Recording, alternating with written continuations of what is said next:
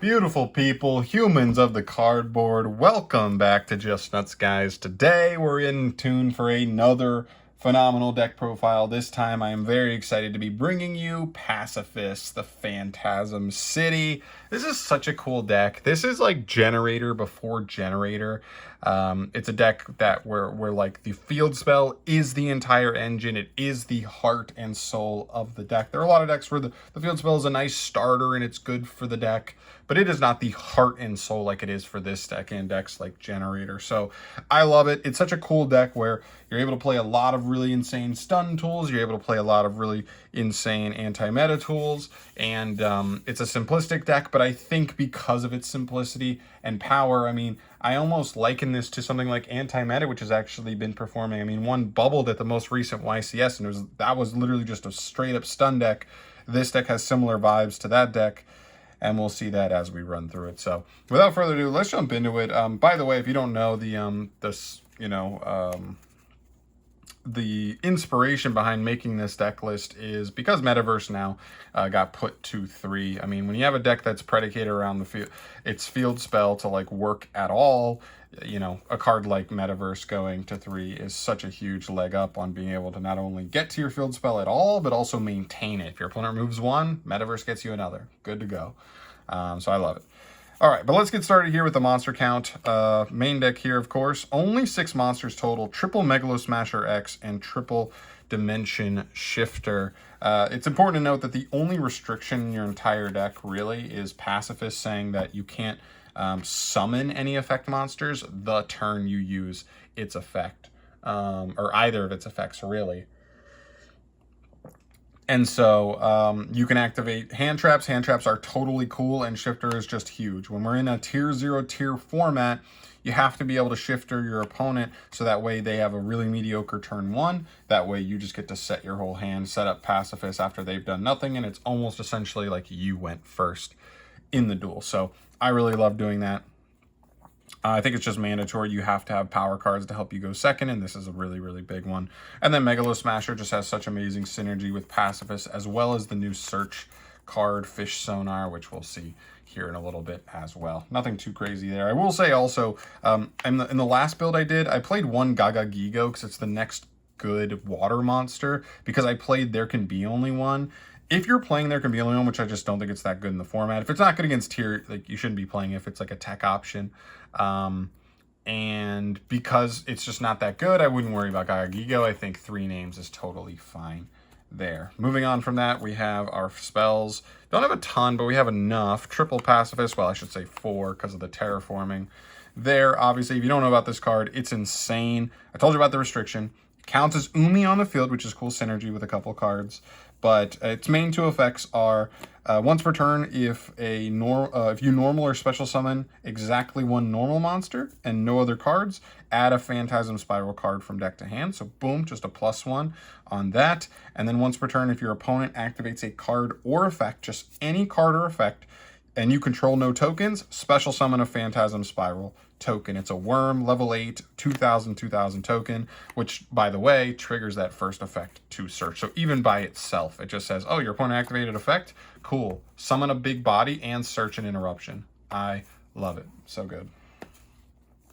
From there, we also play triple copies of Fish Sonar. This card adds 1 level 7 or lower water monster from deck to hand that mentions Umi or is a water normal monster. So there's our Megalo Smasher Searcher. And then it also adds a bonus text that says, if Umi is on the field, you can special summon a water monster from your deck at the end. So the cool part there is that, like, if you open both of them, it's a pretty nasty, like, a combo in terms of value, because you just go, like, activate Pacifist, Sonar, add a Megalo Smasher, then special a Megalo Smasher, Umi then, or, well, Pacifist, which counts as Umi, triggers to search you one of its traps, which are interruptions, and then on your opponent's turn, you'll do it again when you summon a token. And so you have 2 interruptions, and you'll still have a Megalo Smasher for next turn to get even more value. So it's just a really, really insane value play, and I think it's worth playing both of these cards there, because you want to see Pacifist, but you also want to see a monster to go with it. Megalo Smasher is a huge part of the deck, for sure. Next up there, Pot of Prosperity, or sorry, Extravagance. So if you are a budget player, this is probably a huge bonus for you as far as my last build. Because we didn't have triple metaverse, I really felt like you had to prioritize Prosperity because you have to find Pacifist. If you do not find Pacifist, your deck does nothing. So because now we have triple metaverse, Extravagance feels totally fine to me. Again, it's only like a minimal drop off in how much consistency overall you're losing, but the power off this card being an actual +1 instead of just a 1-for-1 like Prosperity is definitely a welcome buff to a deck that we know has like a weaker engine overall. And the last spell I played was Called. You don't have to play this. We're not even in a hand trap heavy format. The idea was like if we're in a format that plays, you know, Ash Blossom or anything like that, you'd be able to call Ash if they tried to hit like Metaverse or Terraforming, knowing that your deck has to get to Pacifist. But it's kind of just, it's a one-off. Like this was literally the last card in the deck. I honestly wasn't sure what else to play. If you have any ideas as a one-off that would be really make a lot of sense in the deck, please let me know, because Call doesn't feel that good right now, especially with like the tier, like Bestials being annoying, as well as the Ishizu fairy shuffling to dodge that card. So meh. But yeah. Moving into the traps, though, this is the meat and potatoes of the deck, is what it loves to do. Triple Metaverse, obviously. I don't even care if you open multiple because, like I said, Pacifist is everything in this deck. If you have Pacifist and you also have a Metaverse, you are not mad about it because Pacifist is not even once per turn on its main effect. I think it's just once per turn on the search effect, not the token summoning effect. So if they clear it, like you literally just Metaverse for another one. Like it does not matter, and like you could still resolve all of its effects potentially. So you have to keep that card on the field to win the duel. Triple copies of Sea Stealth Attack. This card is phenomenal. It can activate an Umi from hand or grave. So even if your opponent's outed a Pacifist, this can get it back from grave. So that's another way to keep Pacifist up and moving. It can banish a water monster as a quick effect to protect all face-up spells and traps you control from destruction. That's another really huge thing, protecting your Floodgates and your Pacifist from being destroyed. And then if a level 5 or higher water monster battles, you can just destroy that monster immediately. Which is really good because the token you get off of Pacifist is level 8 water. So just really good synergy all around. Like it's recovery if your Pacifist gets outed. It's protection on any of your face-up cards, not just the Pacifist. And it obviously gives you extra monster removal on top of that. It's a really, really solid card all around. Then we move to the hand trap cards for the Pacifist archetype. Triple copies of your Spiral Battle and double copies of Power. Battle to me is just way more important than Power. We have a ton of stuff that like does similar to what Power does. Still nice to have. You definitely want to have names to be able to search in a grind. But Battle is definitely the more important one. To me, in a deck where you have a bunch of Floodgates and, you know, a bunch of ways to stun your opponent out, sometimes you just need removal to like clear the way for you to finally get in for life points. So Battle is just really big. Sometimes like certain meta decks, even if they can't do much, they can get like a big annoying body on the field. So something like Battle is just really good at just kind of clearing those out of the way. Then moving on from there, we have another card that I really love, and kind of in the same vein as Battle. I mean, it has extra utility on top of that, of course, with all the stuff you can send, but mainly it's really nice to have a card that can remove stuff, and then this can also be back removal as well. So I really like this card all around. It just feels like it fits really nicely as far as pairing with a lot of the other traps we have for Interruption. So I really like that. And also, like, if you shift to your opponent and then punishment them, like everything you're popping, both cards you pop with this are just going to get banished. So really good stuff there. And then the Floodgates, right? Triple skill drain, triple goes in, triple macro. This is kind of where I'm at here. I thought about trying to mess with some other stuff. Like, obviously, I talked about Tikaboo. That's another Floodgate this deck can easily play. Unfortunately, it doesn't play Rivalry quite as well just because the token you get off of your field spell is Worm. It's Worm attribute. So it's just a little bit awkward there because you wouldn't be able to control Megalo Smasher alongside of it, even though Rivalry is still pretty good in the format. So yeah, I mean, macro feels like a must right now, just with, you know, with Tier running around. It could have also played Dimensional Fissure, but it doesn't banish spells and traps, which is awkward in a certain couple situations. But also, like, the argument for Fissure is that it's better going second because you just activate it immediately, and it's kind of annoying for Tier. but we're setting our like whole hand anyway. So like my argument is like, we're not playing through tier, we're setting a board into tier. So it's like activating Fissure is just like not even better than macro in those scenarios. So just don't care too much about it. Goes in like just, it's fine. It's not quite as good as Rivalry in my opinion, but I still think it's decent. Even versus Sprite, it's actually better versus Sprite than Rivalry. They're both good, but Gozen's a little bit better there. And even Fluanderies is actually better than Rivalry as well, because half their stuff is water, half their stuff is wind. Rabina actually, I believe, is water. So catching them on Rabina, locking them out of winds, all of their big birds are winds. So they're just locked out of the winds, which is pretty cool. And then Skill Drain, just, you know, this is going to hit most things. I know this isn't like absolutely broken versus tier. In fact, I've seen some tier lists that like side this, but I think it's okay versus tier, as they try to like, as like some of their main outs to some of your floodgates and stuff are going to be making like Kaleido Heart. Boom, that's not working under Skill Drain, so I don't care about that. Like you have some ways to like, it still has its use enough, even if it's not like amazing. I would say Skill Drain's okay, Gozen's solid, and then macro's like insane versus tier. But they apply to like all the other matchups, Skill Drain and Gozen, so we'll still take that overall. I also kind of wanted to make room for like Solemn Strike in the list, just because like going second, being able to like activate something, and if your opponent has a negate, use the strike to play through the negate. That was definitely a thing I considered, but you know, at the end of the day, you know you're playing a weaker deck, so you kind of have to have those floodgates to bring home the bacon at times, like just ride those floodgates all the way home.